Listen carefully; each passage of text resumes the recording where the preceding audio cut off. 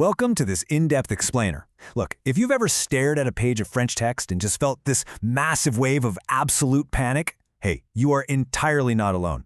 For a lot of us, French grammar looks like this intimidating, impenetrable monster with 1,000 exceptions and impossible pronunciation rules.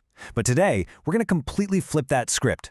We're going to look at French not as some mystery, but as a logical, architectural system. And like any system, you can easily hack it if you just have the right cheat codes. By focusing on the structural foundations, we can completely bypass years of frustration.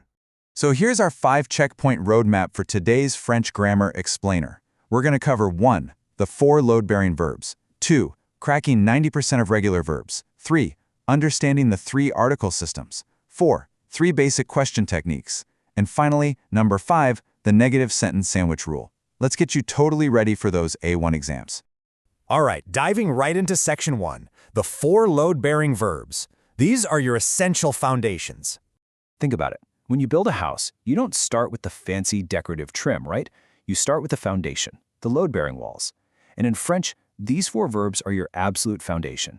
Être, which means to be, avoir, to have, aller, to go, and faire, to do or make. Now, I'm going to be completely honest with you here. These are highly irregular verbs. They totally ignore the normal rules, and there's no magic trick for guessing how they change across the pronouns like je, tu, il, elle, nous, vous, and ils. But because they show up literally everywhere in daily interactions, they are entirely non-negotiable. You memorize them not because it's a chore, but because locking down these 4 words is like unlocking 80% of your daily conversational needs. And this highlights the classic age trap for beginners. See, in English or Chinese logic, we often use the verb to be for our age. We say, I am 30. But if you just directly translate that into French and try to use the verb être, you'd say, je suis 30 ans. Actually, scratch that. It's completely incorrect. In French logic, you don't be an age. Age isn't a state of being. It's something you accumulate. You have years. So you've got to use the verb avoir. The correct, beautifully French way to say it is j'ai 30 ans. Literally, I have 30 years. Grasping this little shift in logic is a massive first breakthrough. So why are these verbs so crucial? Let's look at what mastering them actually lets you do. Take aller, to go. Bam! You instantly unlock the future tense. Just say je vais plus any action, like je vais travailler, and you've just said I am going to work. So simple. Then you have faire, which handles your daily activities and even the weather. Saying il fait beau just means the weather is nice. And être, that's your go-to for nationality or profession, like je suis chinois or il est étudiant. Oh, and did you catch that cool little trick there?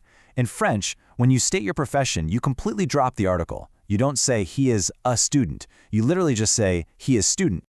Moving smoothly onto section 2, cracking 90% of regular verbs. Let's look at how to crack the ER code. Okay, if those 4 irregular verbs we just talked about felt a little heavy, I am absolutely thrilled to deliver some fantastic news. Despite its reputation for being super complicated, roughly 90% of all French verbs are beautifully, perfectly, and wonderfully regular. These are your verbs, like parler for to speak, habiter for to live, and aimer for to like. And they all follow one mechanical, totally repeatable blueprint for mass-producing sentences. It's just 2 simple steps. Step 1, take the original verb, the infinitive, and chop off that at the end. So for parler, you're left with just parle. Step 2, you simply glue on the matching ending for whoever is doing the action. Voici, s, ons, ez, ont. That's it. You can now conjugate thousands of verbs. But wait.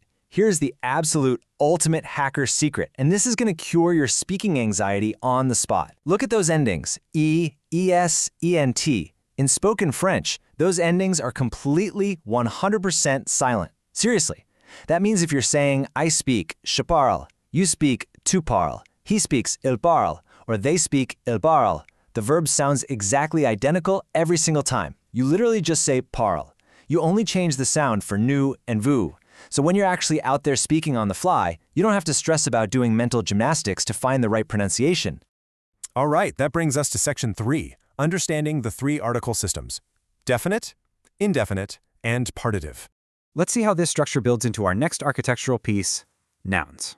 Now in English, we basically just roll with the and a. But French upgrades this whole system by adding a 3rd, highly specific type of article that you really need to master for A1. We call this the partitive article.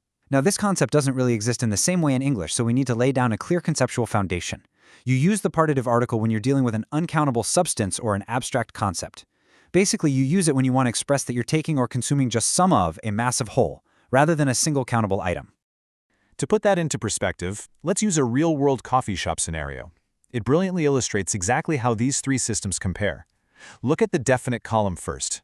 J'aime le café. You use le there because you're talking about coffee in general, the entire concept of coffee. You just love it.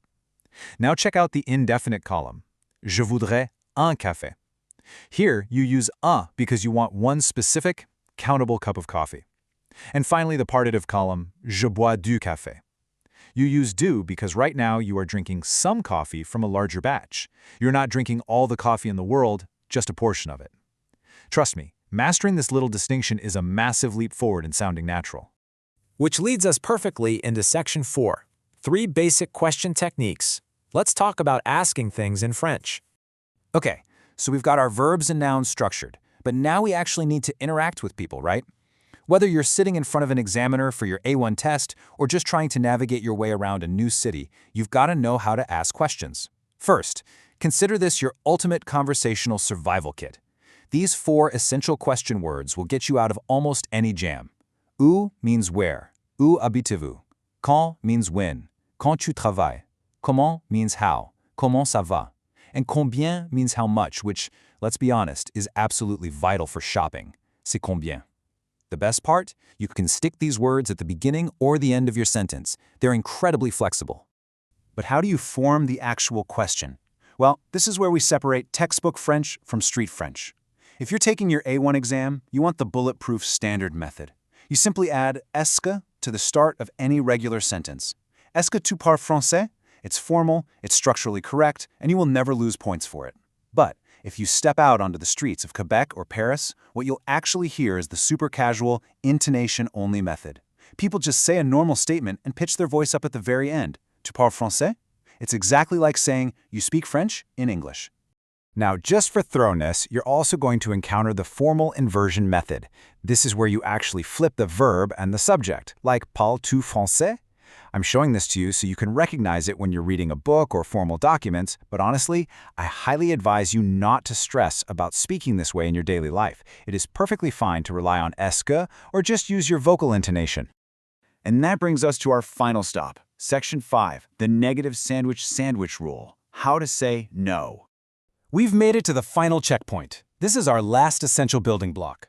Forming negative sentences in French involves a really simple, highly visual rule. I want you to think of it like a sandwich. In the textbook French formula, the words ne and pas act as your 2 slices of bread. You take your conjugated verb, that's the meat, and you squeeze it tightly right there in the middle. So to say, I don't speak English, you start with je, the subject, then your top slice of bread, ne, then the verb meat, parle, then the bottom slice, pas, and finally, anglais. Je ne parle pas anglais. See? The verb is safely sandwiched right inside the negation. But before I send you out into the real world, I've got one last crucial insider tip for your listening comprehension. While ne pas is the strict written rule, native speakers in Quebec and France almost universally drop the top piece of bread, the ne, when they're just speaking naturally. So in a textbook, I don't know is je ne sais pas, but in real life, spoken at full speed, what you're actually going to hear is simply je sais pas. Knowing that the ne might just magically disappear is going to save you a ton of confusion when you're chatting with locals. So, look at what we've covered today. The load-bearing verbs, the silent regular endings, the article systems, questions, and the negation sandwich. Now it's time to put your new architectural skills to the test. I want to leave you with a bit of a cliffhanger to really test your instincts. Combining the negation sandwich we just learned with the partitive article, how exactly do you translate, I don't drink coffee? Think really carefully about the verb, the sandwich structure, and how that coffee article might behave when things get negative. Chew on that, test out your new structural skills, and I'll see you in the next explainer.